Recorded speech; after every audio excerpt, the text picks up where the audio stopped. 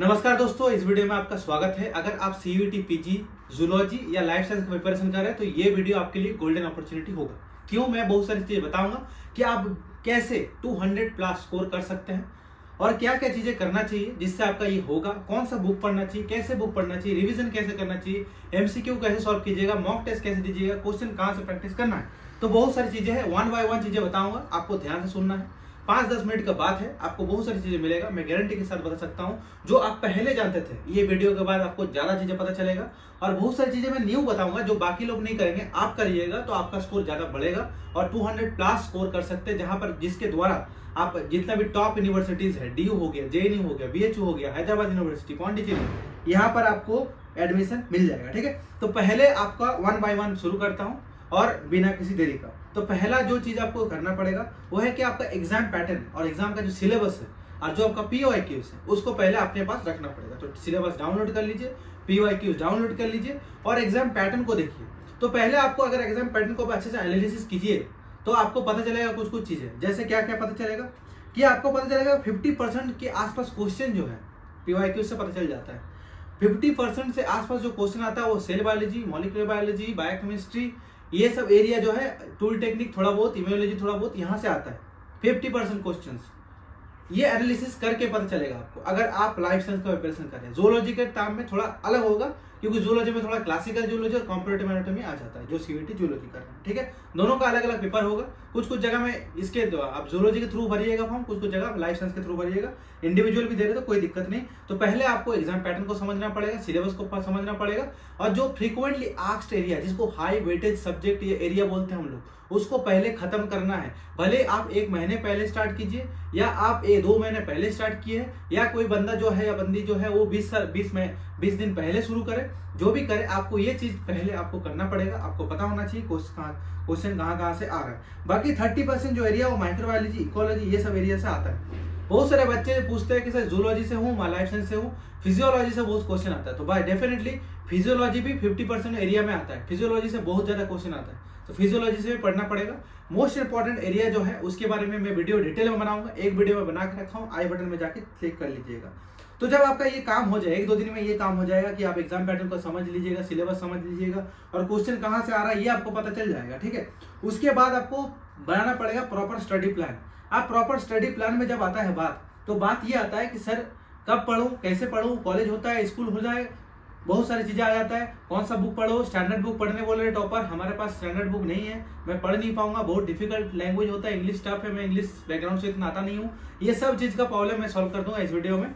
तो देखो, CUET PG के लिए स्टैंडर्ड बुक पढ़ने की जरूरत नहीं, ये एक मिथ है। ठीक है, सीयूईटी पीजी के लिए आपको अगर 1 महीना है आपके पास बचा हुआ तो आपको पूरा स्टैंडर्ड बुक पढ़ने की जरूरत नहीं। स्टैंडर्ड बुक इसलिए पढ़ने बोलते हैं कि आपका जो बेसिक है वो स्ट्रॉन्ग होगा।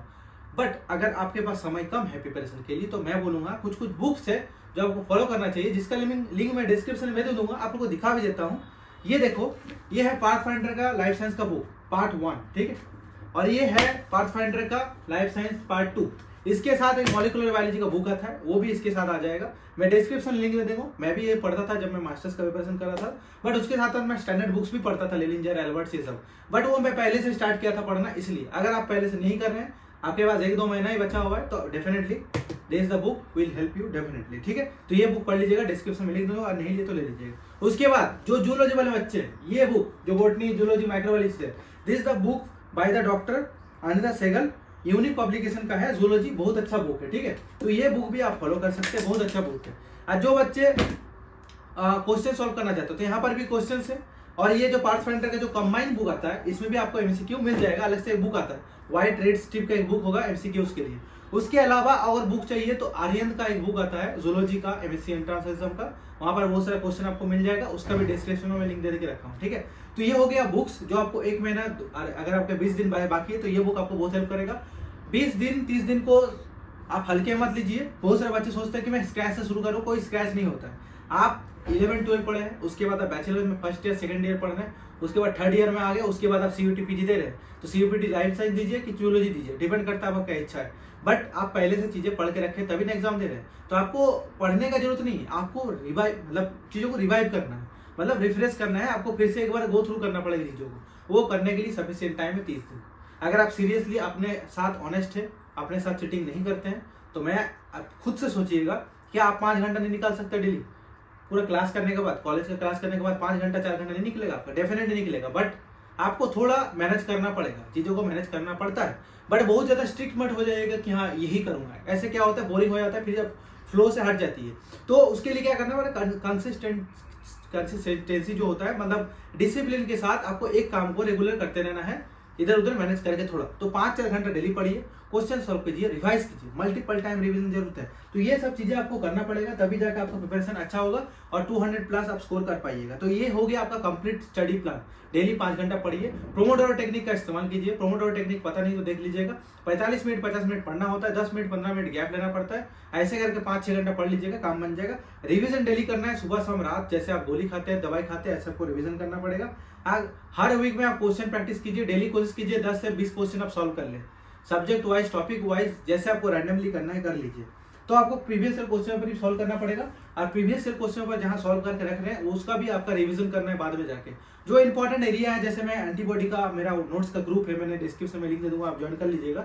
वहां पर मैं कुछ नोट्स बनाया था, वो भी देख लीजिएगा कि एंटीबॉडी का अलग से लिस्ट बनाया हूँ, जो माइक्रोब्स डिजीज कॉज करता है उसका अलग से लिस्ट बनाया हूँ, कॉमन जो नेम है जूलॉजी का, जो एनिमल्स होता है उसका नाम एक अलग लिस्ट बनाया हूँ। ये सब तो बहुत इजी हो गया चैट जीपीटी के थ्रू, अभी पहले तो नहीं था, अभी चैट जीपीटी है। लिस्ट बना लीजिए, टेबल बना लीजिए, उसको रिवाइज कीजिए मल्टीपल टाइम, उसको निकालने के बाद ऐसे A4 शीट लीजिए, वहां पर निकाल लीजिए, रिवाइज कीजिए। तो कुछ कुछ चीजों का आपको नोट्स बनाना पड़ेगा, कुछ कुछ चीजों का आपको बुक से पढ़ना पड़ेगा, जिस सोर्स से पढ़ रहे हैं उसी से रिवाइज कीजिए। That is the efficient technology, that is the efficient आपका स्ट्रेटेजी। और रिवाइज का बोलते बच्चे कि रिवाइज करने के बाद भी भूल जाते हैं, क्योंकि आप देख देख के रिवाइज करें। ऐसे जैसे A4 पेज में अगर ले रखे तो आप ऐसे पढ़ देख देख के पढ़ाई करें, नहीं, एक बार देख लो, उसके बाद ऐसे इसको रख दो, और रखने के बाद ऐसे आंख बंद करके रिवाइज करो कि हाँ बोलो 1 नंबर पॉइंट में क्या था, कौन सा एंटीबायोटिक कहाँ बाइंड करता है, पुरोमाइसिन क्या करता है, जेंटामाइसिन क्या करता है, एरिथ्रोमाइसिन क्या करता है, रिवाइज करो। कौन सा कॉम्प्लेक्स में बाइंड करता है राइबोसोम का, 30S 40S, कौन सा 50S, ये ऐसे दिमाग में यहाँ पर जो रहेगा वही वहां जाके निकलेगा, जो यहाँ नहीं होगा वो नहीं निकलेगा। Mental barrier is everything. आप अगर अपने साथ ऑनेस्ट है, डिसिप्लिन है, कंसिस्टेंटली अपने काम कर रहे हैं तो डेफिनेटली आपको पे ऑफ करेगा। 1-2 दिन में ना करे, 20 दिन में 10 दिन में ना करे, लेकिन एग्जाम में जाके आपको डेफिनेटली उसका रिजल्ट मिलेगा। आपके खुद के साथ ऑनेस्ट होना पड़ेगा, डिसिप्लिन कंसिस्टेंट होना पड़ेगा। इतना भी स्ट्रिक्ट नहीं होना है कि सब कुछ छोड़ के दुनियादारी छोड़ के ही कर रहे हैं, नहीं, थोड़ा बहुत मैनेज करके चलिए, सब काम कीजिए। इसके साथ ये भी हो जाएगा, इतना यूपीएससी एग्जाम नहीं है कि आपको डेली 7-8 घंटा पढ़ना पड़ेगा। यूपीएससी वाले भी निकाल लेते हैं कम पढ़ के, तो ऐसा बात नहीं है। सीयूटी पीजी हो जाएगा, आपको थोड़ा स्ट्रेटेजिकली मैनेजमेंट करके जाना पड़ेगा, ठीक है। मैं इतना ही बोलूंगा, बाकी कुछ भी क्वेरी आपका हो आप कमेंट बॉक्स में कमेंट कर लीजिएगा। और आपका क्या कहना है, कितना स्कोर आप कर सकते हैं, कितना मार्क्स आप स्कोर कर पाते हैं, या जब क्वेश्चन सॉल्व करें कितना आपका स्कोर आ रहा है, उसका कमेंट बॉक्स में जरूर लिखिएगा। तो उससे एक आइडिया मुझे लगेगा कि आप लोग किस स्टेट में भी है, तो फिर मैं उसके रिकॉर्डिंग एक वीडियो बना सकता हूँ। तो ये जरूर कीजिएगा। बाकी वीडियो देखने के लिए प्रेम पूर्वक आदर पूर्वक तहे दिल से आपका बहुत बहुत धन्यवाद दोस्तों।